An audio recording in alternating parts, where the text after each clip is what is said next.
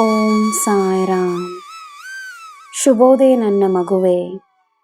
ನಿನ್ನ ಗಮನ ನಿನ್ನ ಜೀವನದ ಮೇಲೆ, ನಿನ್ನ ಕೆಲಸದ ಮೇಲೆ, ನಿನ್ನ ಕುಟುಂಬದ ಮೇಲೆ ಮಾತ್ರವೇ ಇದ್ದರೆ ನಿನ್ನ ನೆಮ್ಮದಿಯನ್ನು ಕೆಡಿಸಲು ಯಾರಿಂದಲೂ ಸಾಧ್ಯವಿಲ್ಲ.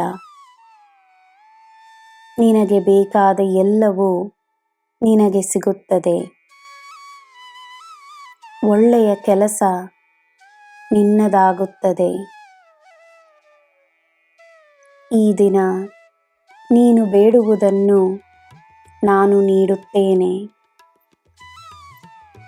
ತನಗೋಸ್ಕರ ಮಾತ್ರವಲ್ಲ, ಎಲ್ಲರಿಗೋಸ್ಕರ ನಿನ್ನ ಪ್ರಾರ್ಥನೆ ಇರಲಿ.